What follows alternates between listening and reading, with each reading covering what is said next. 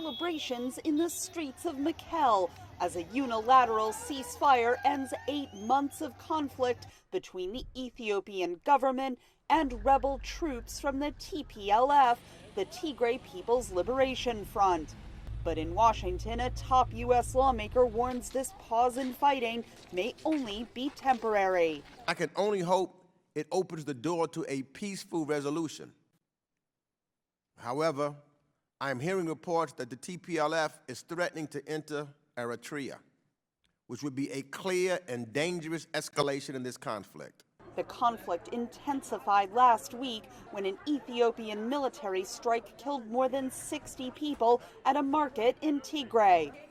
Tigrayans accuse both Ethiopian and Eritrean troops of atrocities, including rape and blocking food and aid, resulting in a widespread famine. War crimes, crimes against humanity, and acts of genocide have been carried out against the Tigrayan people.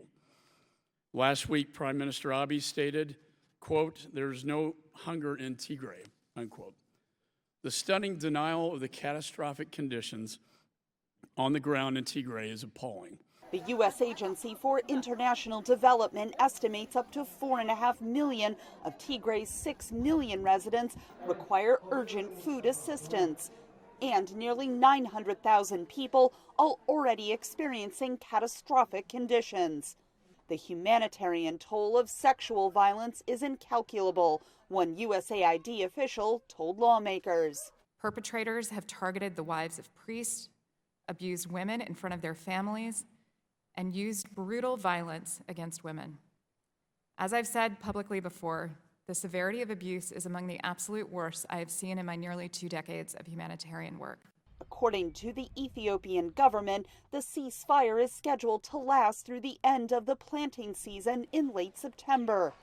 That presents a window of opportunity for the United States and the international community. The first priority is to capitalize on this ceasefire to try to gain access to communities in need, to stave off potential famine for up to 1 million people who are at risk right now. That's the first priority. I think the second priority is then trying to maintain and institutionalize this ceasefire in a way so that we can create the space for a political dialogue.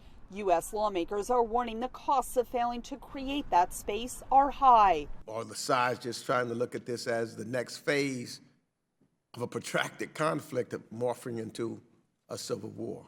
What we need is a permanent ceasefire, which all of the parties are committed to.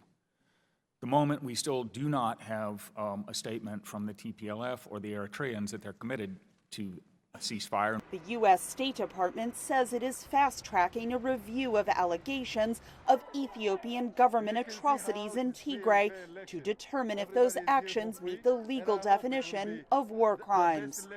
Catherine Gibson, VOA News, Washington. There is no hunger in Tigray.